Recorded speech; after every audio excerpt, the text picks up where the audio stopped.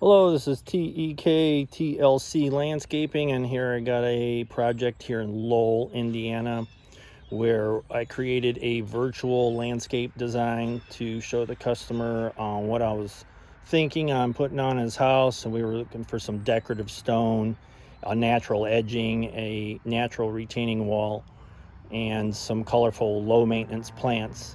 So here I'm going to go over it with you. Is most of the materials came from Niemeyer's Landscape Supply Center in Crown Point off Summit in the 9 Mile, and some of it came from Alsip Nursery.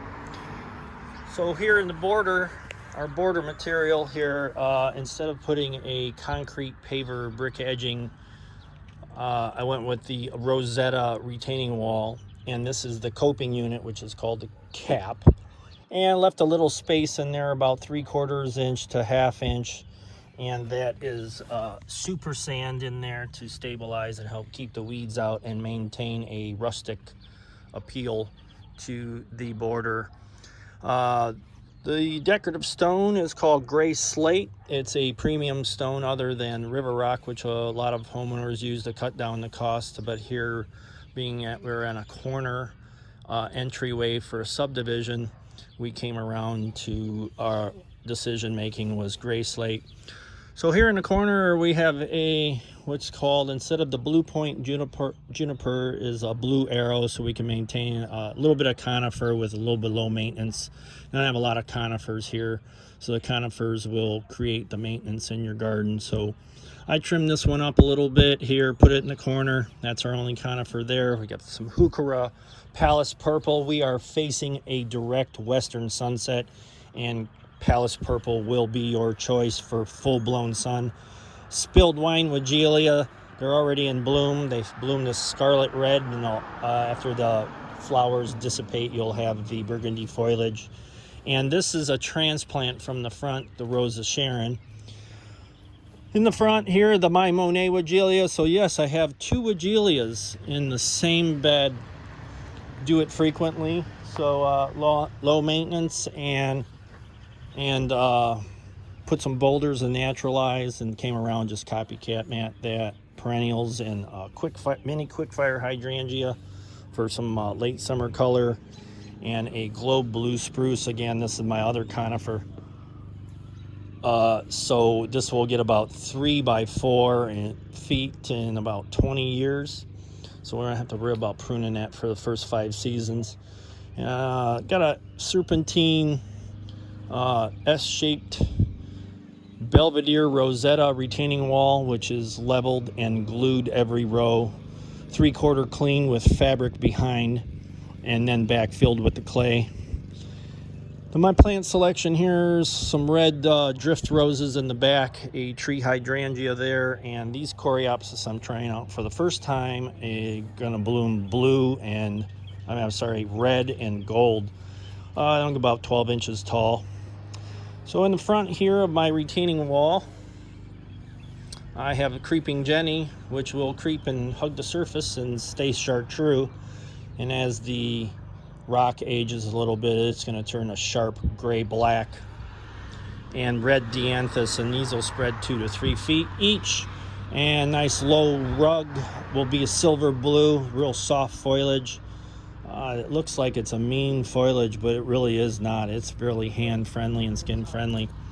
So we took the boxwoods out, dug them out, put the wall in, and replanted them where they are, and added some caramel coral bells. And these love full sun. They also are drought tolerant, and they'll get as big as a spirea.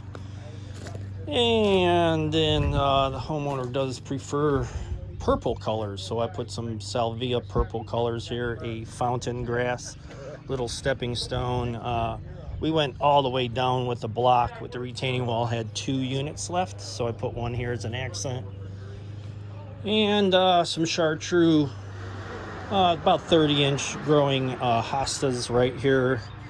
We also, the homeowner found some nice pots at Alsip Nursery.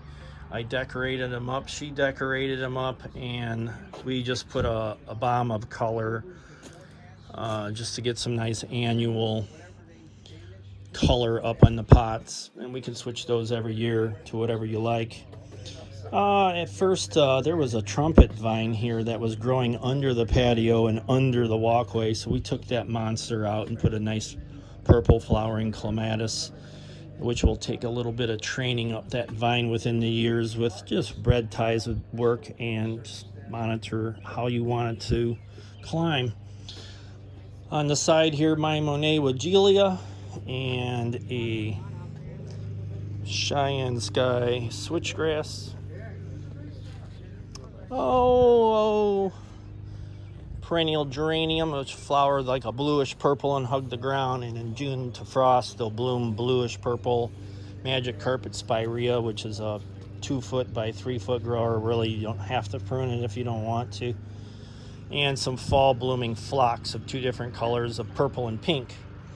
So the colors will come in a couple of seasons, and the color contrast for the house was the slate gray against the fondue lac color Belvedere Rosetta retaining wall.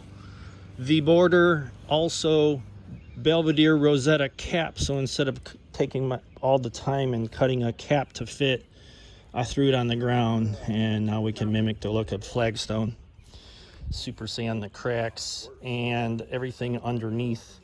This stone is a woven fabric, not plastic. Plastic will eventually come apart within time. So live and learn, and put a 20-year woven fabric pin down. And these are my low maintenance, less trimming, more color plant selections for my western exposure, and my color contrast, which was decision made from both the customer and myself, and with the aid of a 3D virtual landscape design. Well, thank you for joining. This is Todd, TEKTLC. If you like what you see, hit the like button. Got some comments, I'll try to answer them, and the off time that I have, which is none, but thanks for joining.